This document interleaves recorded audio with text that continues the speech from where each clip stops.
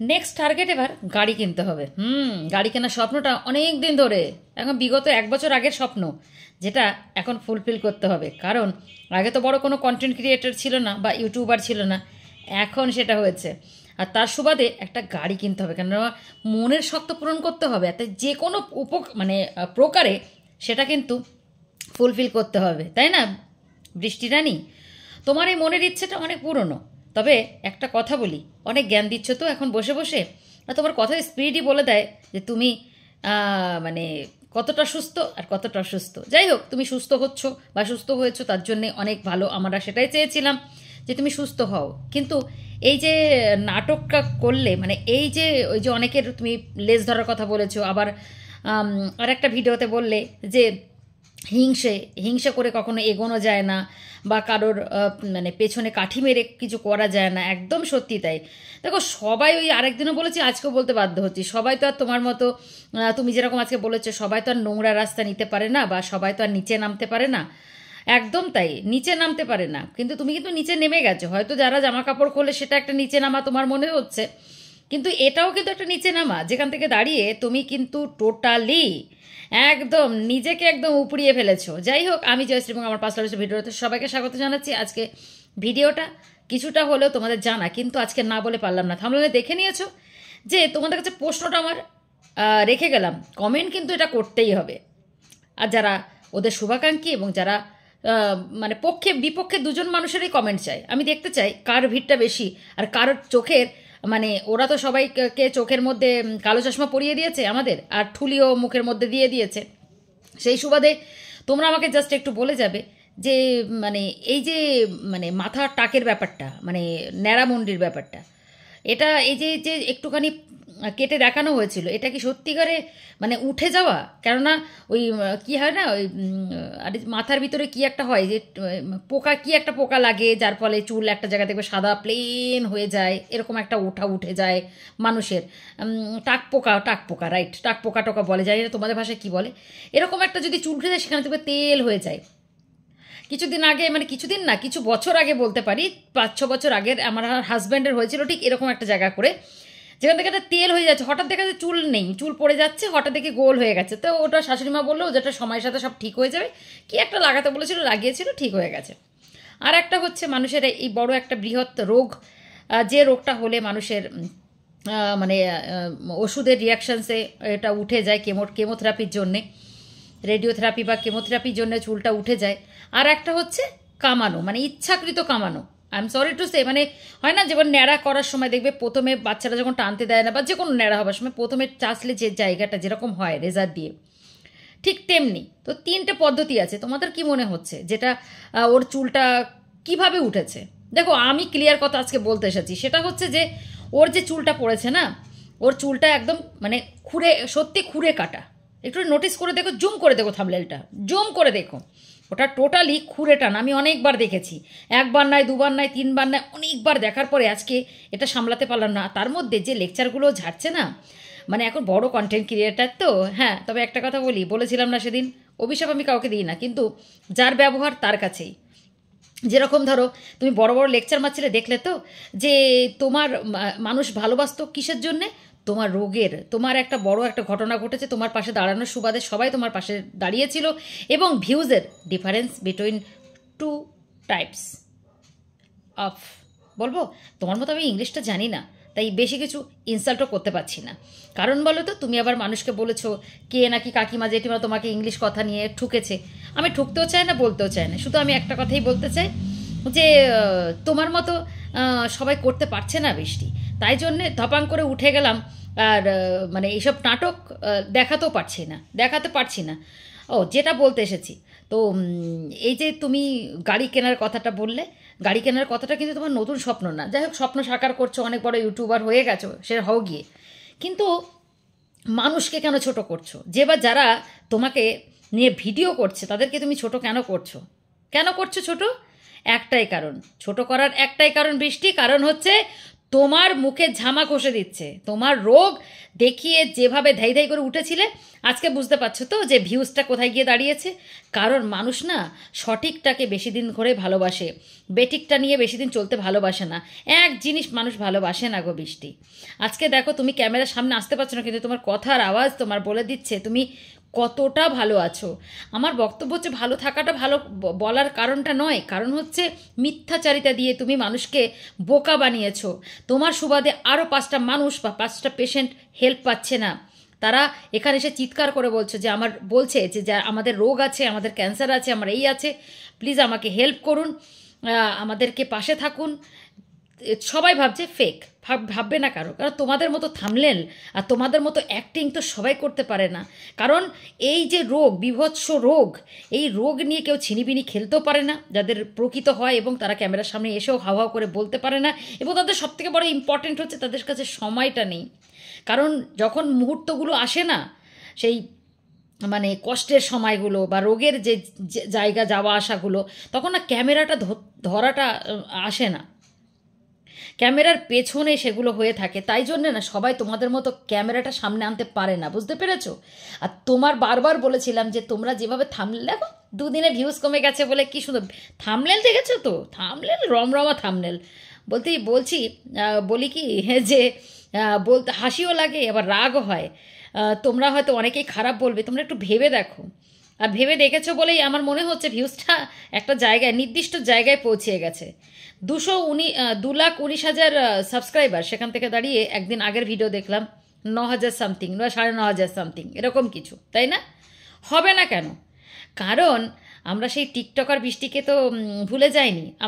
আমরা পুরনো ভিডিওগুলোকে দেখছি এবং নতুনের সাথে মিলিয়ে দেখার চেষ্টা করছি। কিছুদিন আবেগে ভেসেছিলাম, আবেগে এবং কষ্টে ভেসেছিলাম, কিন্তু আজকে সেটার ভাবার কারণ নেই বৃষ্টি। তুমি তোমার রাস্তা পুরো নষ্ট করে ফেলেছো। কারণ তোমার রোগটা যেটা হয়নি সেটা নিয়ে তুমি গেম খেলেছো। এবার থেকে তুমি যতটা ভিউজ পাবে না, তোমার অনেক ওই যে টিকটকার ফ্রেন্ডসরা তারাই দেখবে। এর বেশি আমার মনে হয় না কেউ তোমাকে আর ভালোবেসে দেখবে, কারণ মিথ্যেটা বেশি দিন মানে থাকতে পারে না, বুঝতে পেরেছো?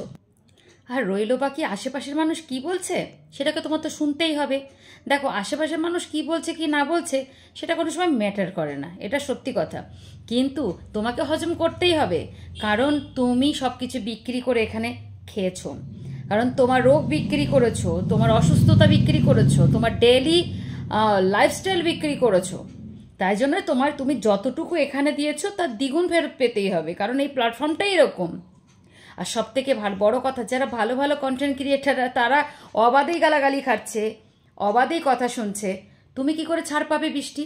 কারণ হচ্ছে তুমি যে মিথ্যে কথা বলেছো আর যেভাবে রোগ নিয়ে ছিনিবিনি খেলেছো, আর এই যে মাথাতে টাকলার ব্যাপারটা নিজে একবার দেখো, কোনো ক্যান্সার পেশেন্টকে দেখো। যারা আবার বলছি, যারা বলেছিলে যে ক্যান্সার হয়নি, ওরা কোনো ভিডিওতে বলেনি, থাম্বনেলগুলো দেখো। তোমরা একবার মনে করিয়ে দিলাম আবার যে যাদের বাড়িতে এত অসুস্থতা থাকে তারা কি করে এত খাওয়া দাওয়া, এত লাইফস্টাইল সুন্দর করে ডিল করে, নতুন ঘরে উদ্বোধন করে নিজেদের, মানে ঘরে ওঠে আর কি। তারপরে সব থেকে বড় কথা হচ্ছে এখন আবার গাড়ি কেনার প্ল্যান। তোমরা বলো না, সিনেমা দেখতে যাওয়া কোন জিনিসটা ওদের বাধা, মানে ওদের কোন জিনিসটা অসুবিধা আছে, কোন জিনিসটা? যে জিনিসটা দেখলে মনে হবে যে সত্যি একটা রোগ হওয়া, যেসব বৃহৎ বৃহৎ রোগের কথা তারা তোমাদের বা আমাদের সামনে তুলে ধরেছে, সেই পরিপ্রেক্ষিতে 1 মাসের মধ্যে অভিনবী এত পরিবর্তন, এত কথা লোকের এত জ্ঞান দিচ্ছে, এত অহংকার। কিসের এত অহংকার, কিসের? যে মানুষগুলো তোমাকে টেনে ওপরে তুলেছে তুমি তাদেরকে বলছো তোমাকে নিচে নামাচ্ছে। কোথায় নিচে নামাচ্ছে? বরঞ্চ তুমি মানুষকে নিচে নামিয়েছো। তোমার অসুস্থতা দেখে মানুষকে বাধ্য করেছো তোমাদের পাশে থাকার জন্যে। করনি? সব থেকে বড় কথা হচ্ছে সত্যিটা প্রকাশ করে যদি এই প্ল্যাটফর্মে কাজ চালাতে, তাহলে সেমভাবে থাকতে। তাই তুমি যে বারবার ওই নাটকগুলো করছো না, সব নাটক আমি হয়তো প্রমাণ দিয়ে কথা এখানে বলি না, কারণ আমার কাছেও অনেক প্রমাণ আছে।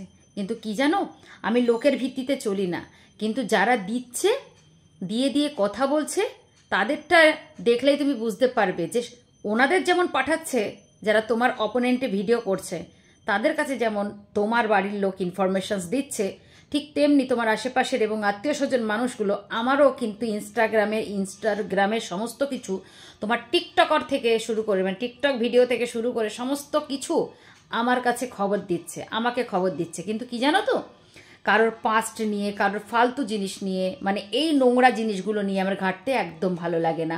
কারণ আমি প্রেজেন্টকে নিয়ে চলি। আর তোমার প্রেজেন্টটাই এতটা ভুল আর ভ্রান্তিতে ধরা, যেটা তোমার সাজেই না। বুঝতে পেরেছো? তোমার অনেক কাছের মানুষরাই অনেকভাবে মেসেজ করেছে যে তুমি কতটা কেমন। বুঝতে পেরেছো? তোমার চারিত্রিক গঠনের কথা বলছি না, তুমি কিভাবে ফ্রড করেছো শ্বশুরবাড়ির সাথে, তুমি কিভাবে এই ছেলেটার সাথে দিনের পর দিন অবাধে যেভাবে মেলামেশা করে আজকে একটা ছোট্ট ছেলে, বলতে নেই আজকে ছোট্টই ছেলে, তাকেই করেছো। আর তুমি কি শিক্ষা দেওয়ার কথা বলছো? তুমি বারবার যে লোককে যে ইনসাল্ট করে সারাক্ষণ বলছো আমি আমার ছেলেকে যে শিক্ষা দেব সেই শিক্ষা শুধু পয়সা দিয়ে কিনতে পাওয়া যায় না, এটা সেটা, এই যে কথাটা তুমি বলছো, সব বাবা মা কি বোকা? সব বাবা মা কি বোকা? বাবা তুমি তো ভীষণ জ্ঞানী গো। তুমি নিজেরটা আগে ভাবো, যে তোমার ছেলে তোমাকে আগে যে প্রশ্নটা করবে সেটা মনে হয় আমাদের কাউকে, আমাদের কোনো সন্তানকে কেউ করবে না। কারণ তুমি প্রস্তুতি নাও।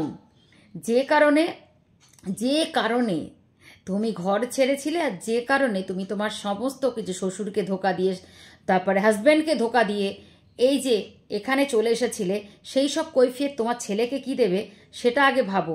মানুষ করতে তুমি, তারপর তো মানুষ করার কথা বলবে।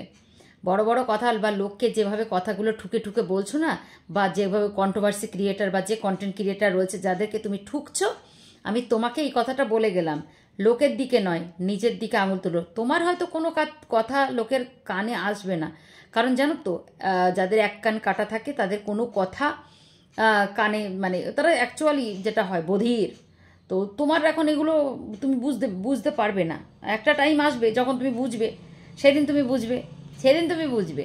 তাই লোককে এত বড় বড় কথা তুমি বলো না, বলা তোমার সাহায্যও না। মানে তুমি যখন ভিডিওগুলো এই লেকচার দিয়ে ভিডিওগুলো করো না, মানে পেছনে ব্যাকে কথাগুলো বলো, হ্যাঁ, লোকে কী ভাবে ভিডিওটা নেয় আমি জানি না। আমি as a content creator, as a viewers, আমার শুধু হাসি পায় যে যেন আমি সবসময় মানুষকে এই জ্ঞানটাই দিই, যারা ফেলোয়ার পার্সন এবং যারা সাকসেসফুল তাদের অ্যাডভাইস নিতে হয়। যারা মিডিলে থাকে তাদের অ্যাডভাইস নিতে নেই, কারণ তারা না ইস্পার না উস্পার, তাদের এক্সপিরিয়েন্স কোনো জায়গাটাই নেই।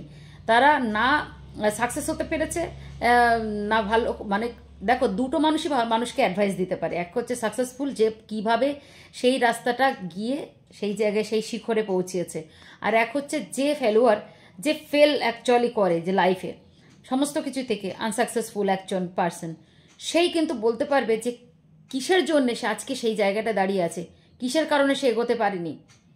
তাই সে ভালো অ্যাডভাইসটাই দেবে যে আমি ভুল করেছি, তুই ভুল করিস না। তো এই দুটো যে মাঝখানে, সে হচ্ছে অবাধ মূর্খ, মানে না সে ভালোটা জানে না সে খারাপটা জানে। তা তুমি হচ্ছে সেই মিডিলটা, যেখান থেকে দাঁড়িয়ে তুমি যে লেকচারগুলো দাও, তোমার লেকচার কেউ নেবে না। কারণ আগে মানুষ যারা যে লেকচারটা দেয়, মানুষ তাকে দেখে যে তার মানে যোগ্যতাটা আমি ধরছি না, তোমার যে যে জায়গাটা, মানে একটা মানুষের মানে একটা মানে এই যে শিক্ষিতর বড়াই করছো বা ইংলিশে কথা বলছো, তো আমি তোমাকে একটা কথা বলি, একটা মা, একটা স্ত্রী হতে গেলে ইংলিশ লাগে না, তার কর্ম দিয়েই সবটাই আমার মনে হয় তার জায়গা তৈরি করে। তাই লোককে জ্ঞান না দিয়ে নিজের ফিউচারটা বা তোমার সন্তানকে তুমি কি শিক্ষা দেবে সেটা এখন থেকে লিস্ট বানিয়ে রাখো। কেননা যে যে জিনিসগুলো প্ল্যাটফর্মে ঘুরপাক খাচ্ছে, ইন ফিউচার তোমার ছেলে তো দেখবে, প্রশ্নের উত্তরগুলো তার জন্য রেডি করে রাখো। অডিয়েন্সকে শোনাতে হবে না, আর ক্রিয়েটারদেরও শোনাতে হবে না, কারণ এরা দুদিন পরে হয়তো ভুলে যাবে। তোমার ছেলে কিন্তু তোমাকে প্রশ্নটা করেই যাবে, সুতরাং তার জন্য রেডি করো। আর এইসব যে বুলিগুলো তুমি দাও আর কি ফোনে, সেই বুলিগুলো তুমি দিতে পারো, কিন্তু সেটা আর নেবে না, কারণ তুমি মিথ্যে দিয়ে সংসার সাজিয়েছো, মিথ্যে দিয়ে প্ল্যাটফর্ম সাজিয়েছো।